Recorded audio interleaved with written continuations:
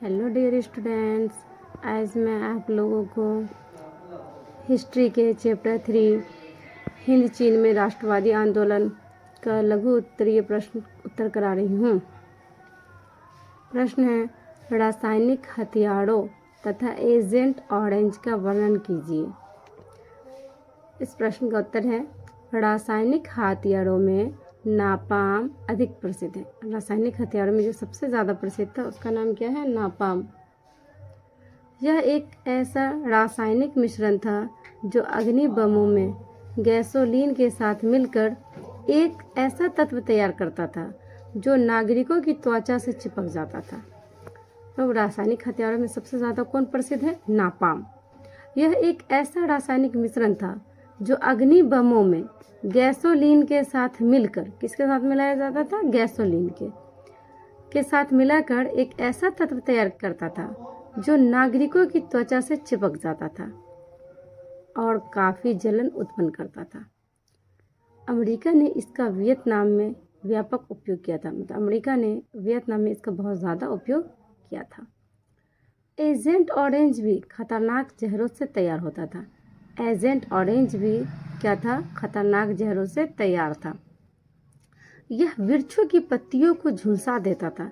Agent orange इतना खतरनाक जहर था कि वो क्या करता था? वृक्षों की पत्तियों को झुलसा देता था और वृक्ष भी सूखते सूखते मर जाते थे। जब वृक्ष के झुलस जाएगा तो सूख जाएगा, सूखते सूखते क्या हो जाता था? खत्म हो जाता था, मर जाता था।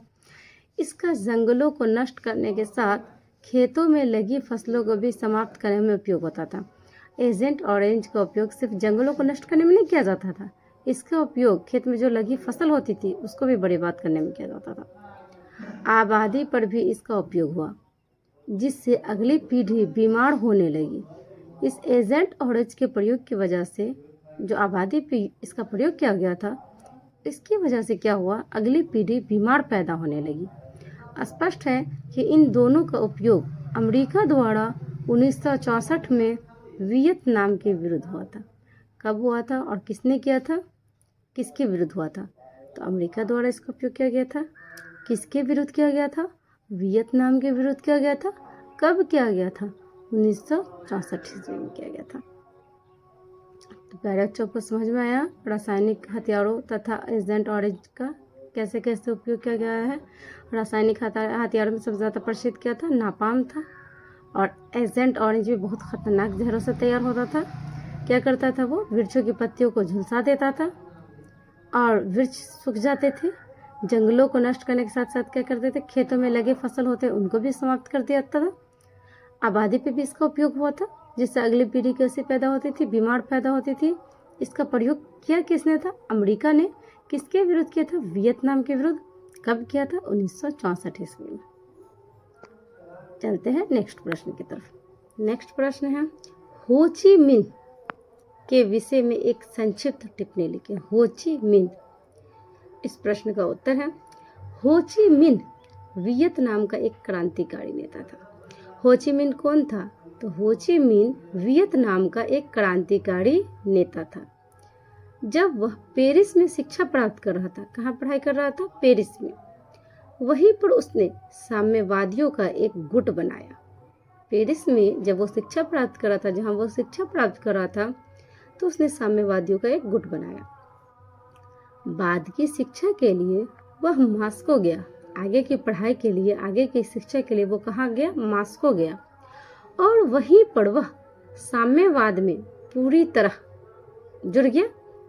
1925 में उसने वियतनामी क्रांति दल बनाया। कब की बात है? 1925। कौन सा दल बनाया? वियतनामी क्रांति दल बनाया। किसने बनाया था? हो ची मिन्ह ने। और उसके सदस्यों को सैनिक प्रशिक्षण देने लगा। और जो दल बनाया था उसके सदस्यों को क्या करने लगा? सैनिक प्रशिक्षण देने लगा।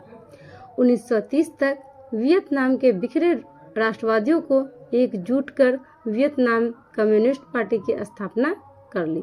कब? 1930 तक वियतनाम के जो बिखरे राष्ट्रवादी थे उसको इकट्ठा कर लिया और इकट्ठा कर एकजुट कर वियतनाम कम्युनिस्ट पार्टी की स्थापना कर ली। तो ये भी आपसे पूछ सकते हैं, कम्युनिस्ट पार्टी की स्थापना कब हुई? तो 1930 में किया था। आंदोलन शुरू हुआ, लेकिन फ्रांसीसियों द्वारा इसे कड़ाई से कुचल दिया गया। आंदोलन ऊपर से दब तो गया, लेकिन अंदर ही अंदर आग सुलगती रही। ऊपर से तो ऐसा लगा कि अब आंदोलन खत्म हो गया है, लेकिन अंदर ही अंदर आग क्या हो रही थी, सुलग रही थी। द्वितीय विश्व युद्ध में फ्रांस जर्मनी से हार गया। द्वितीय विश्व युद्ध में क्या हुआ था, फ्रांस जो है वो जर्मनी से क्या हो गया था, हार गया और उसे वियतनाम से भागना पड़ा। द्वितीय विश्व युद्ध जब हुआ था तो आप लोग कमेंट में जरूर बताएंगे किसको पता है कि द्वितीय विश्व युद्ध कब हुआ था। द्वितीय विश्व युद्ध में फ्रांस जर्मनी से हार गया और उसे वियतनाम से भागना पड़ा। अब वियतनाम जापान के कब्जे में था। वियतनाम किसके कब्जे में था, जापान के। मौका देख हो ची मिन्ह ने वियतनाम पर अपना शासन स्थापित कर लिया। तो हो ची मिन्ह वियतनाम का एक क्रांतिकारी नेता था। वो कहाँ शिक्षा हासिल कर रहा था, प्राप्त कर रहा था, पेरिस में शिक्षा प्राप्त कर रहा था। वहीं पे उसने साम्यवादियों के गुट बनाया। बाद की शिक्षा के लिए वह मास्को गया और वहीं पर साम्यवाद में पूरी तरह जुड़ गया। 1925 में उसने वियतनामी क्रांति दल बनाया और उसके सदस्यों को सैनिक प्रशिक्षण देने लगा।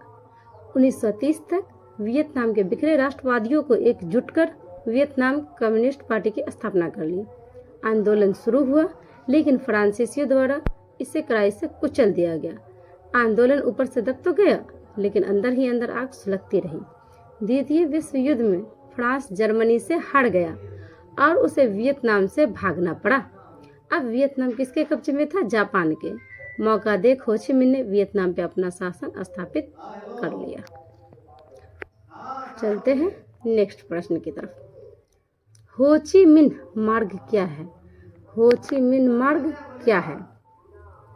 हो ची मिन्ह, इस प्रश्न का उत्तर है हो ची मिन्ह मार्ग कोई मार्ग ना होकर, मार्ग में क्या होता है, रास्ता। हो ची मिन्ह मार्ग कोई मार्ग ना होकर एक भूल भुलैया था।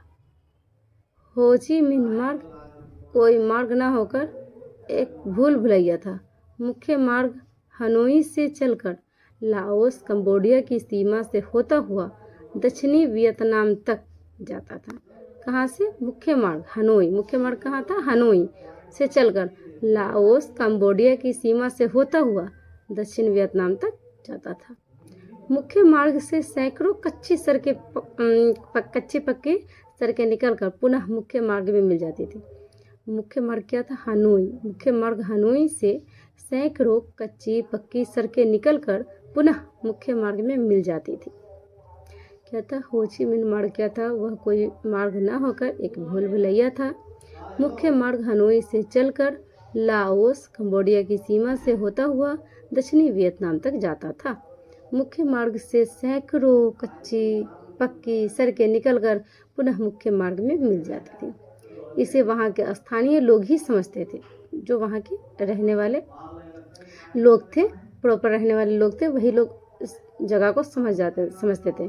जो बाहरी लोग जाते थे वो क्या हो जाते थे, कंफ्यूज हो जाते थे बेचारे। और आसानी, वहाँ के जो स्थानीय लोग थे वो आसानी से पैदल चलकर यह साइकिल का उपयोग कर वियतनामी सैनिकों को रसद, हथियार आदि पहुंचा देते थे। अब वहाँ के जो स्थानीय लोग थे वो आसान पैदल भी चलकर या साइकिल से क्या करते थे, वियतनामी सैनिकों को जो हथियार पहुंचाना होता था, कुछ भी पहुंचाना होता था, तो वो क्या करते थे, पहुंचा देते थे।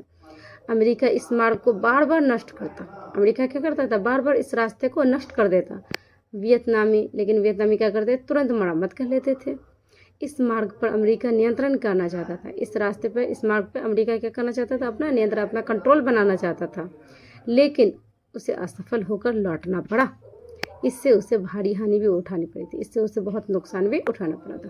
तो हो ची मिन्ह समझ में आया प्यारे बच्चों कि एक मार्ग न होकर भूल भुलैया थी।